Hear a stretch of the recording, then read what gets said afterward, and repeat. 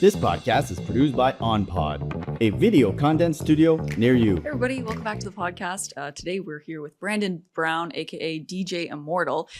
If you've ever heard of 99 Punk Radio World FM, Punk World Radio FM? Yeah. Okay, that's his station. So thank you so much for being here today. Thank you so much for your time. I mean, you reached out to me, so I'm here. So thank you so much for your time. Of course, yeah. For someone starting out in music or broadcasting, what's the very first step they should take to stand out? See, with me, I always say the music industry is so oversaturated, not just on the artist aspect, but podcasts, radio shows, radio stations, because anybody can just start a radio station. We're going to learn about that soon. So I would say you got to do something different than whatever everyone else is doing. I have this little motto that I normally use is like a pack of wolves. When you see a pack of wolves, they kind of look the same because they're in a pack. But if you take yourself away from the pack and you're just there by yourself, you might notice the 4 wolves over there that look the same, but you also be like, why is that one wolf over there by himself? Mm-hmm. You know, why is he doing that? Why is he not with his pack? Make yourself stand out. Do something that nobody else is doing. It could be something so tiny that you might not even realize it, but that one tiny little thing can actually make you stand out from every other podcaster, radio host, and radio announcer. Amazing. Yeah. And you've built your own platforms instead of waiting for opportunities. What can listeners learn from that mindset and how can they apply it to their own careers? Sometimes you just have to go out there and get it done yourself. I grew up, when I was younger, a little about me, I grew up in foster homes and group homes. I never had anything handed to me. I was bullied, treated like, excuse my language, crap my whole life. So I always had that mindset there. You have to fight to survive. You have to do what you have to do to make it. So I never wait around for opportunities. I'm always the kind of guy where if you want something, you just got to go out and take it. So I've always had a dream of radio. I used to be in high school and listen to my little FM little transmitter I had in my pocket from the Dollarama or Dollar Bazaar I got. Yeah. And I didn't mind the songs that were playing, but sometimes you want to hear the songs are not always played. So I used to get a hall pass and then run down to the payphone. And yes, I am that old, a payphone. And I used to dial 96.7 Yes FM, their 1-800 number, and go request music and whatnot. So, that's just how it is. I always went out and did stuff like that. So growing up, I wanted to be on the radio. And getting out of the group home and growing up and graduating high school, I didn't think college would really be an avenue for me just because of the things I was told when I was a kid that, oh, you're never going to make it. You're never going to do this. So I knew to get a job in that field, you needed college. So I said to myself, you know what? Why don't I just do this myself? So one day I just got laid off from my job. I couldn't find another job for a little while, but at nighttime, you kind of can't hand out resumes or anything. So I said, you know what? I'm going to go, start a podcast. And then one person reached out and was like, you got a podcast. I got a new album. Let's do an interview. And I'm like, how do I do an interview? So I literally Googled how to do an interview. Like did not know what I was doing. I was in over my head. My first podcast got like 30 listens. And then it went from a podcast to a radio show, then to a radio show to a station. And yeah, then I'm sitting here with amazing people like you. Amazing. Yeah. Sometimes rejection is redirection too. Like you never know when you actually have to take the steps to follow your own passion. Just do it, right? And stand out while you're doing it. Just grab the bull by the horns. Yeah, exactly. Nice. What's one mistake you see newcomers make when trying to break into the entertainment industry? I see there's a lot of mistakes you can make. Kind of like what I said, copying other people. A lot of the mistakes too is thinking that it's easy. That's the one thing I can actually say on the top of my head. There's people that come in and go, oh, like this looks so easy, I can do it.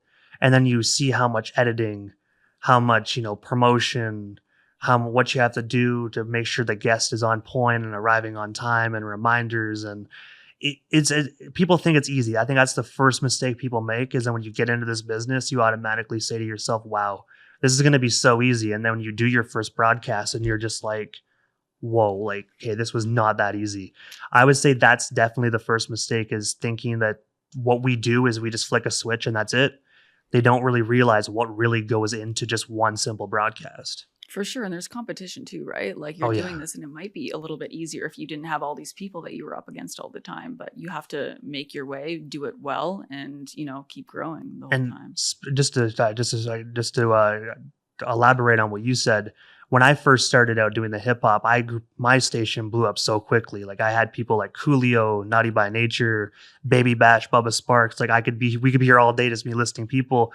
And I was so scared that I was like, wow, like there's so many other great people that are have so much better than me that I thought. I'm like, these guys are so much more better and experienced at what they do than me. I was scared of losing my spot in that industry. So I didn't stop working. There was nights I was up till 3-4 in the morning working on my station, doing promo, answering calls, emails, and I didn't sleep.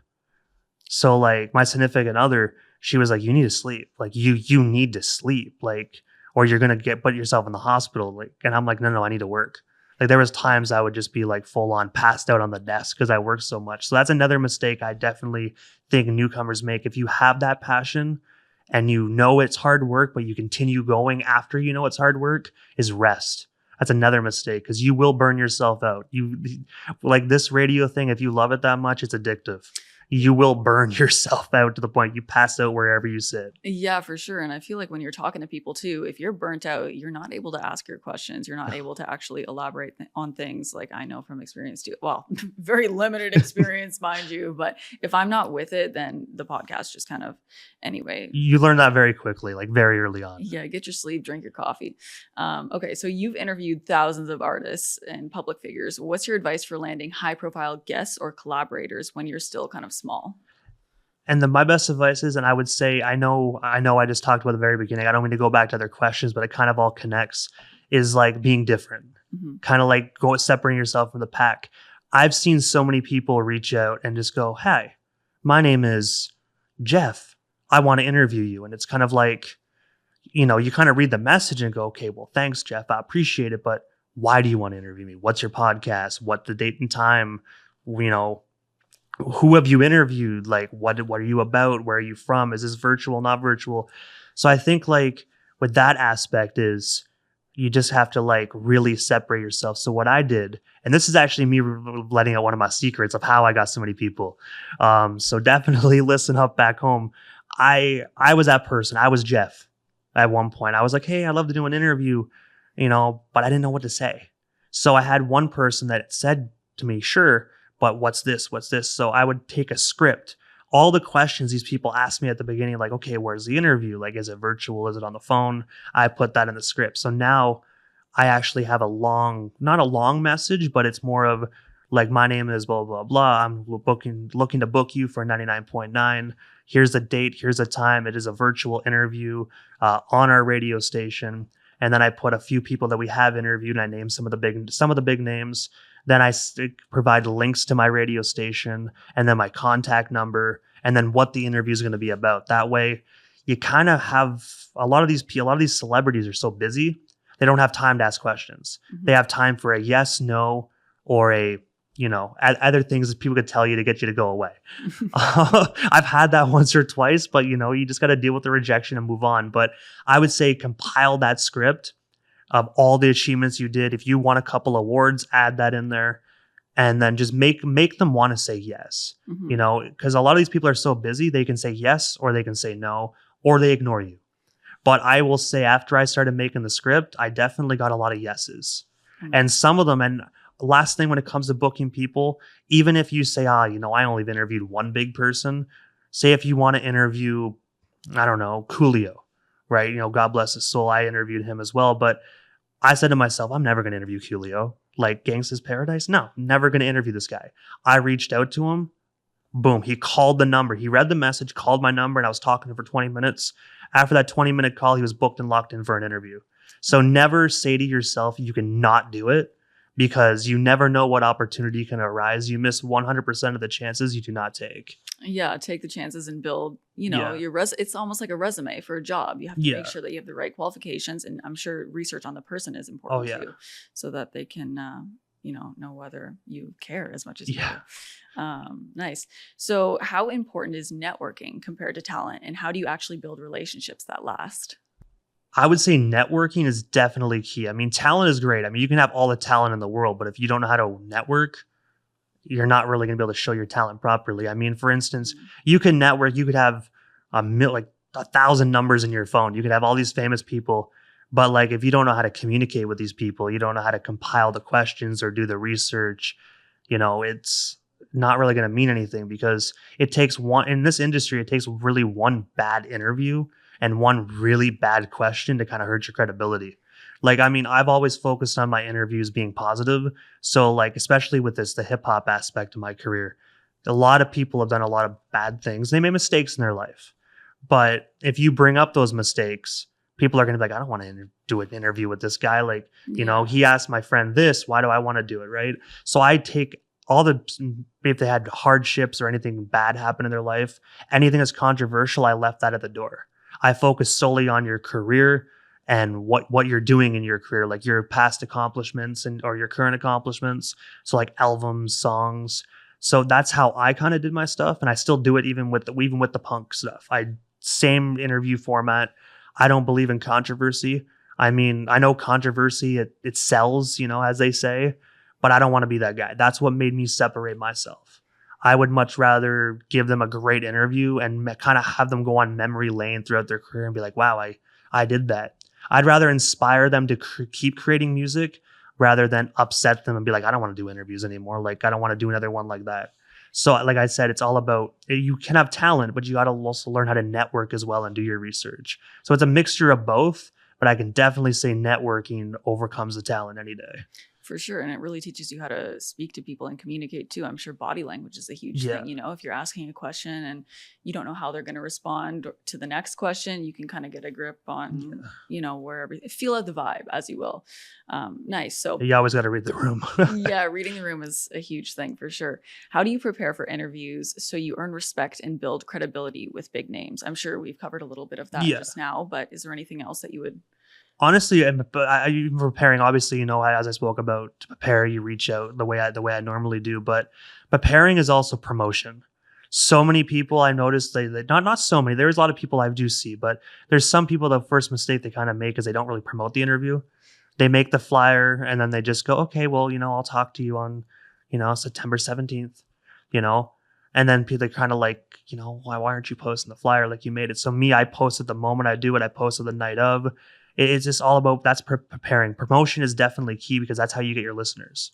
So you got to definitely, preparation is promoting, know how to network, make sure you remind the person they have an interview because these guys get so busy. And I mean, you can't just expect them to show up. If you book them a month ahead, I would not expect anybody to show up for the interview if it's like even this interview, we did this and you reached out a couple days before, like, hey, making sure we're all good. There's people that reach out for an interview, book an interview, and then a month later, they're like, oh, this guy didn't show up. Well, I'm upset. Why didn't he show up? It's like, because he's busy. Like, he didn't hear nothing, no promo, no nothing. I understand why he didn't show up because it's like, well, I guess I'm going to go spend time with my wife now, Yeah, no, exactly. I feel like that's definitely something that we could do a little bit more too. I do try to reach out my best, but this isn't about me. So that's a great point. Great tip. You're a DJ, a station owner, interviewer, actor. You've acted in a few things, right? I did background acting. I will admit, I learned very quickly. It wasn't really for me. I like getting stuff done. And I mean, I loved being on set. That part was such a cool experience. But I will admit, when I was younger, I had ADHD. I don't really have it as much now. But when you're sitting in an empty room with nothing to do and you're not allowed to play on your phone because, if a celebrity walks by, they don't want phones around and you got to sit there like this. For the people just listening at home, it's just completely still for 13 hours. Mm-hmm. I couldn't do it. I did 2 movies. I love the experience on set, but the background holding was a pain in the butt. Yeah, fair enough. Background is, you want to be out and communicating with the rest, right? So with that being said, all those skills that you have, what core skills do you believe transfer across all these roles and make someone successful in entertainment? I would say professionalism is definitely the main one. Okay. Because I mean, you could be professional and land all these opportunities, and also hard work. Because I will say, all these opportunities I got, I'm grateful for every single one. I mean, I look back at some of my stuff and I go, wait, I did do that. And then I kind of I smile, but it's like, it's just, I work so hard for everything I've got. So I would say hard work, perseverance. I know we're going to get into this probably in the interview as well, but you will get rejected so much in this business. You will get told no so much. And, you can choose to be upset, tuck your tail between your legs and walk away, or you can be persistent. Like, even when I was younger, I got told you never, ever be anything. You're just going to be that group home kid. And I'm sitting here in this amazing podcast studio talking to you about everything I've done in my career and trying to teach other people that are new. I never thought I'd be here. I just did a podcast because I lost my job. It's like I got laid off from a lumberyard, and then here I am, right? So I would say don't listen to the rejection. If you think it's right, keep doing it and just have that professionalism along the way. You will get told no. You will get swore at. Like, I've been told off on my own interviews before on my station, because I was really, really green at what I did, and I got someone's name wrong and they went 0 to 60. Wow. You just got to learn to bite your tongue and be like, okay. Yeah. Everything will be better. Keeping that at the back of the mind. So we don't have to do that again. Pretty much just to summarize it, just be professional, learn to take the rejection, and then just do what you think is right. I mean, and all those opportunities will come. Just be humble. Be humble and thankful. And we're thankful for you being here with us today. We really Same here. Nice. So what daily habits or routine help you keep momentum in such a competitive industry? We talked about earlier, not staying up till 3, 4, 5 in the morning working. You got to know when to have that off switch. I've learned throughout my career that you're not going to lose your spot. People will notice your hard work, so you don't have to be like on call, 23 hours a day and sleep 1 hour. So I would say definitely rest. That will keep you on your toes, and then just keep doing what you're doing. If you notice what you're doing is working and you're still landing all these interviews, don't fix what's not broken. Mm-hmm. I mean, with me, I transferred so many skills from 97.7 Outlaw Radio FM, my hip hop station, to Punk World Radio. I transferred so many skills that I learned to my new station because I realized what's not broke, don't fix. If it worked there, it's going to work here. Mm-hmm. And that's what made my second station even more successful. Nice. I'm sure it comes down to analyzing those habits as well, right? If it's working, great, continue. If it's not, redirect. And I'm after being in the industry for so long, you'll definitely learn very quickly what doesn't work. Right. Because it's all about a listener reaction, right? I mean, yeah, you're the host, but you got to put on the show. Essentially, you're putting on a show for your listeners. Thanks. Right? So essentially, you'll learn very quickly what's not working because people won't engage. Yeah, for sure. So I've learned that quickly to be like, okay, listeners don't want this. I used to start every interview with, when I started Punk World Radio, because when I did Outlaw Radio, I used to interview just one person. They weren't really bands. They were just artists. They're rappers. Mm-hmm. So I used to always start off with, the different type of way.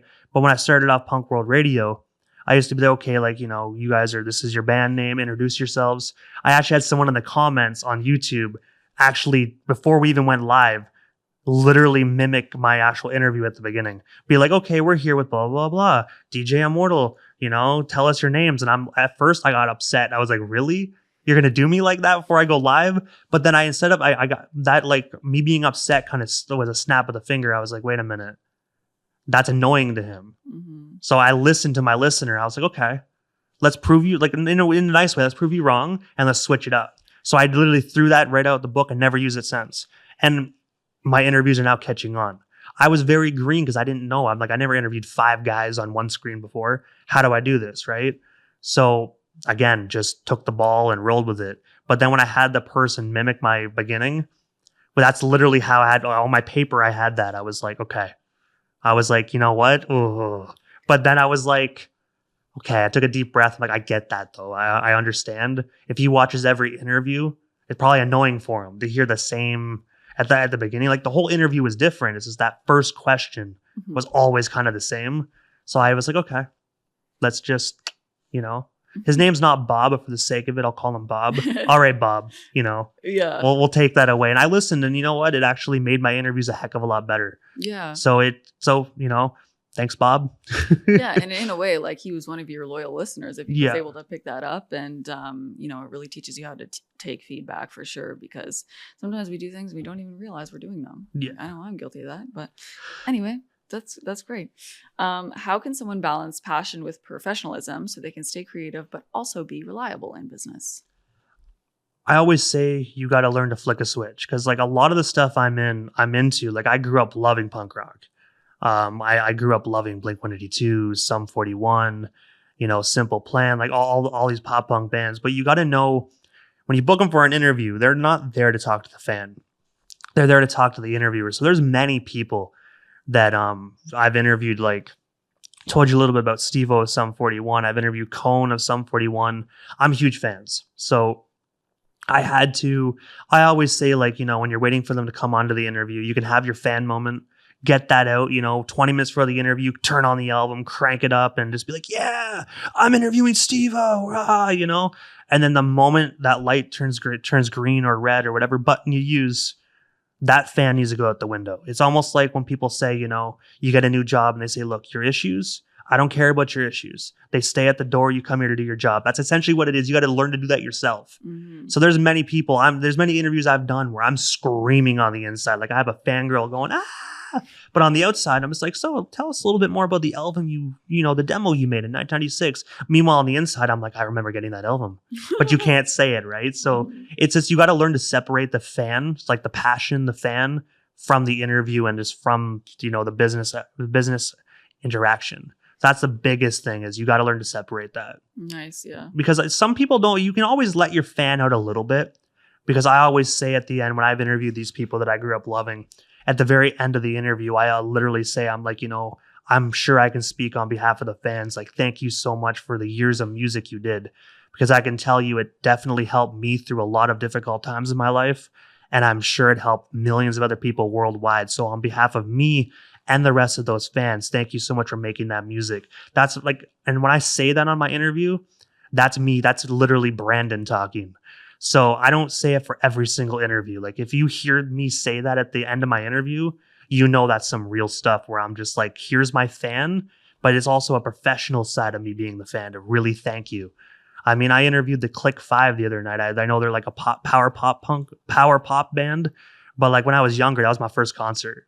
Oh my God. Like when they released the song Just the Girl, I was like, oh, this song. I still listen to it today. Yeah. So I said the same thing, like, thank you so much for making music that I got to enjoy when I was younger. And now that you guys are back together, thank you for coming on my station and doing this interview. You know, like you could hear it in my voice where I was like, you know, cracking a little bit, but like it's the emotion. And they, you know, that's how I always say you can thank them for what they've done for their music for you. Because at the end of the day, I'm sure everybody gets in this business because they love some aspect of it. You just don't pick up a microphone and go through all of it, because most radio hosts are kind of broke, you know, unless you're Howard Stern, you know, you're not making a lot of money. Yeah. So you obviously have to have a passion for some aspect of the business that you're doing. So I definitely say you can show it, but just don't show it too much, because then they're going to be like, okay, this guy's weird. Yeah. Oh, wait, my internet froze. I'll be right back. Yeah, at the end of the day, there's still a person, right? I've never had that yet, but you know, you know, my career ain't over yet. So God willing, no one acts like their internet froze. Yeah, no, I'm sure. Like it was probably a period of time that you had to kind of hone that dissociation, right? Oh yeah, it was. There was times where even when I did the hip hop stuff, like there's people like I was like, I can't believe I'm doing this. Like very early on, I used to be an emotional person when I first got in. It's like my stations blew up so quickly right before my eyes that I couldn't imagine. Like it was like waking up living a dream. There was times that some people I interviewed, I cried before I even went live. Yeah. Like I actually was like, I can't believe I'm interviewing this person. Like I would break down, and I never even said this publicly before. I'd break down and cry, and then I would just be like, it's 8:29. All right. Yeah. And then I would literally go live, and then people wouldn't even know. Like my significant other would be like, you just were crying 2 minutes ago. Like, how are you? Because it's like, that's business. Yeah. Like my fan came out. He had his little like tear jerker. He had his little, oh my God, I'm doing this moment. That was Brandon Brown. And the clock strikes 8:30 and I flick that on air switch. That's DJ Immortal. He don't cry. He gets down to business. Yeah. He finds out what he wants to know. Yeah. Yeah. Amazing. Nice. Okay. So the entertainment industry can be tough with rejection, burnout, or money struggles. What's a lesson you've learned about resilience that listeners can apply? Oh, resilience. I kind of mentioned them throughout the interview already, but I will actually say, like, just to touch base on that again, you have to just stay persistent. I mean, you're going to get told no again. And I want to say this again, actually, because people forget about this. People sometimes can't take rejection, but you will get told no. You will get told, oh man, your station, it sucks. You know, your station this, but that's the thing. That's a view of one person. Someone could absolutely despise every single aspect of you, but then the next person could be like, yo, that's my boy. Like that's my station. Right. So people will drag you through the mud. People will talk down about you. People will rip your business apart. And the one thing I've learned, and this might come off as a little cocky, but this is the one thing I've learned throughout the years. People will do that, and the majority of the time, people just don't like people. I will tell you that. Some people just do. Mm-hmm. But there's 9 times out of 10, the people that drag you through the mud is because they're seeing what you're doing, and they know they can't do it themselves. So they want to tear you down, drag you through the mud, hoping you'd break and stop doing what you're doing because they're miserable with their own lives. It's like bully. It's like being in high school. People bullied you because they were jealous of you, or they had their own issues going on at home or something. It's kind of like how it is. So with dealing with the criticism and all that stuff, social media is a terrible place. It's a terrible place to be. It's great. I mean, it landed me so many opportunities, but it's rough. Mm-hmm. It's like never ending high school sometimes. Yeah, you just got to know where to go on the internet and kind of just do your own thing. But I would say just don't listen to what anyone says. If you think you're doing what you love to do, doesn't matter. It doesn't matter what people think. Because the moment I stopped caring what people thought is the moment I started winning. Mm-hmm. I will add on that too. I feel like if you are letting all that stuff bother you and it is kind of deterring you from doing these things, maybe you're not as passionate about it as you thought you were. Yeah. Because, over time, you really have to realize some things are worth it and some things aren't. If you aren't able to go through with it, like knowing that this is the best course of action for you and you're doing this because you're so interested in all these people that you get the privilege of interviewing, or the music that you're pursuing or whatnot, it shouldn't matter how many people are watching or who's looking or who's hating on you, because you got that passion, right? Yeah, exactly. People are always gonna be like that. Mm-hmm. And it's like if they put in the same amount of work that you did, maybe they'd be up there beside you. Maybe not on your actual station because they obviously, tore you down, but they would have their own avenue of what they wanted to do. But instead, they'd rather sit there and play keyboard warrior. It's like, but that's the thing. People want to tear you down in life, but if you just keep going, ignore them as best you possibly can, then that's the best way to be. Just do your own thing and prove the haters wrong. Yeah, you're the main character in your own world. Yeah. Yeah. How do you think the role of radio and DJing is evolving, and what should new creators be paying attention to? So touch base on the DJ aspect first. I will say DJing and radio is obviously very different. Yeah. But with DJing, I would say the evolving is, I know this happened years ago, but they used to do with vinyls. Now there's all, now it's all digital. Like, I mean, I will admit I have a vinyl machine. I have a vinyl, but I don't have a lot of vinyls because they cost a lot of money now. I will admit. So scratching vinyls, to me, it's like, I love that aspect. As a DJ, I love it. But when you have vinyls and you're paying $60 to $100 a pop for a vinyl and you're scratching them, I don't have the budget for that. So I have that. If I want to do, I have the creative old records and all that stuff, but I also have the digital machine. The digital is like they call them button pushers, but I will admit it saves your vinyls. So it definitely is, a lot more easier on the wallet. And also even just that, I mean, DJs don't get paid a lot of money. I used to do a little bit of club DJing. I used to DJ at one of the local bars in Brockville back in the day. And I used to get paid like $40 for a night. So, and that doesn't count like, you're going to be up there, you want to drink. So I learned very quickly, you get into the music, you're going to want a couple drinks. I was young and pretty naive that they didn't tell me that the drinks would come out of the pay.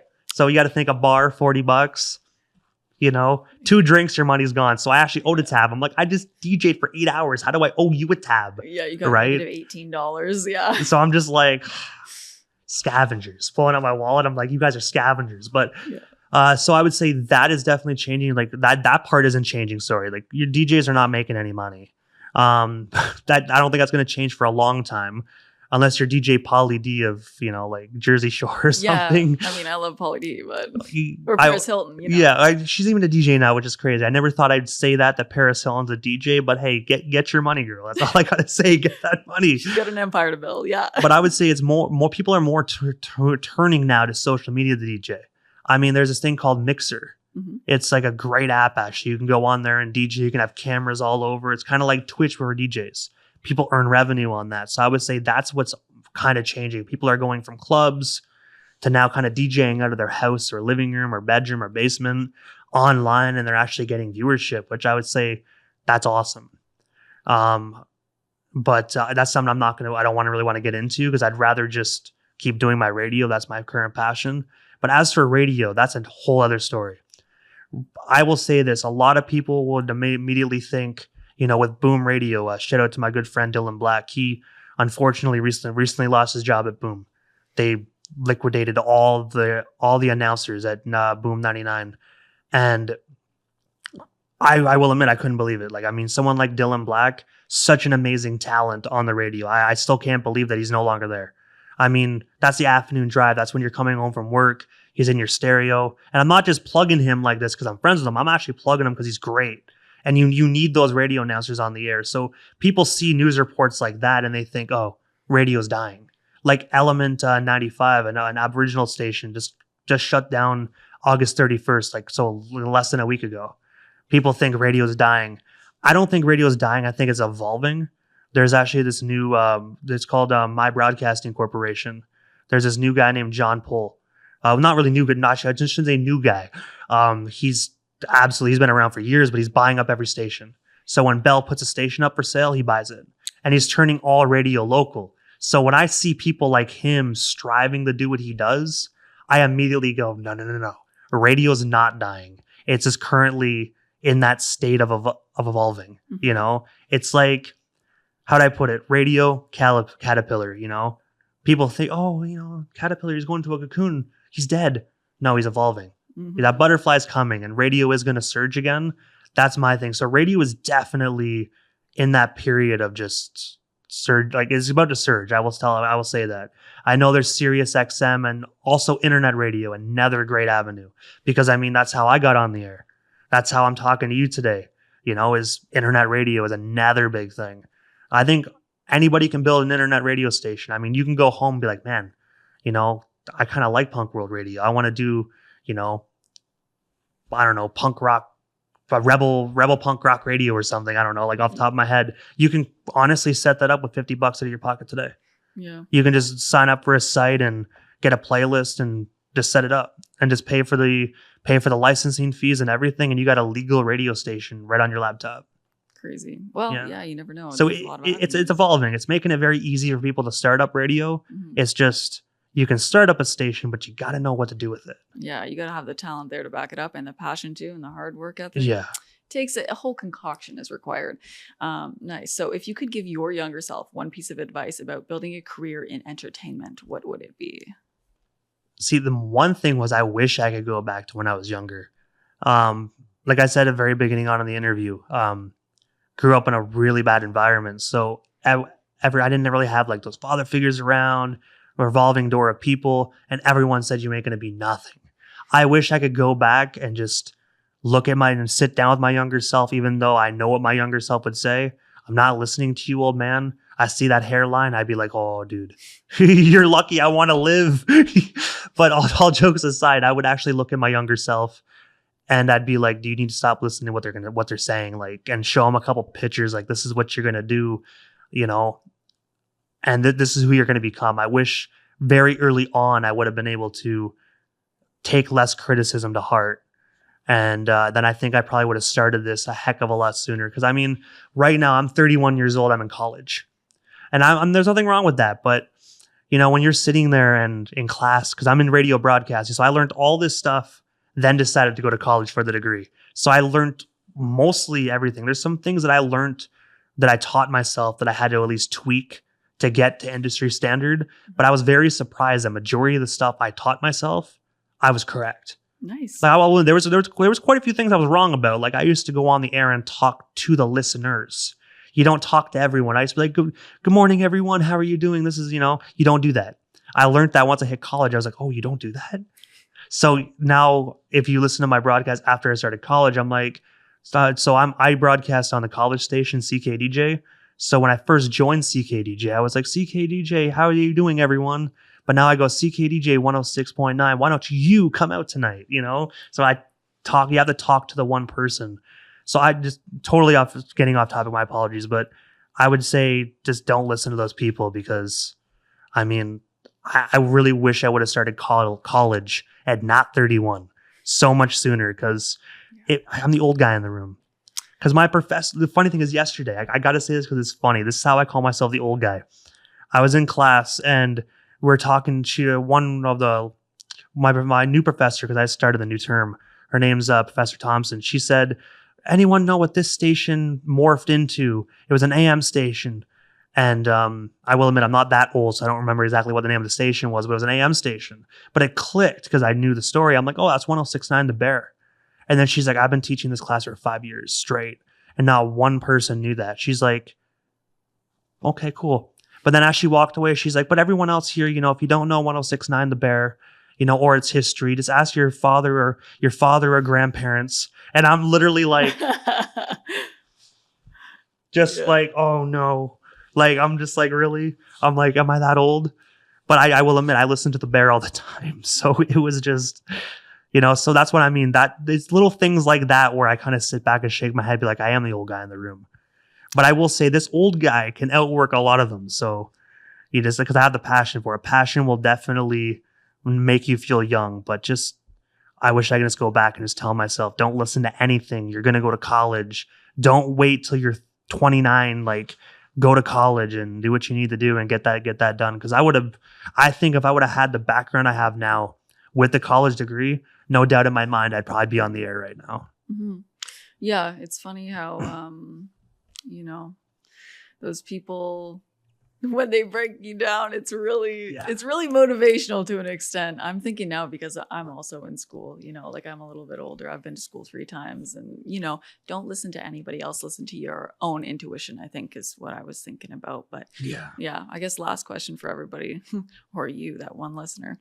Have you had any one person that did help change your life trajectory for the better? Ooh, see, that's that one. That one person, I got to take a moment to think about that. I'm sorry for the dead air, but that one person.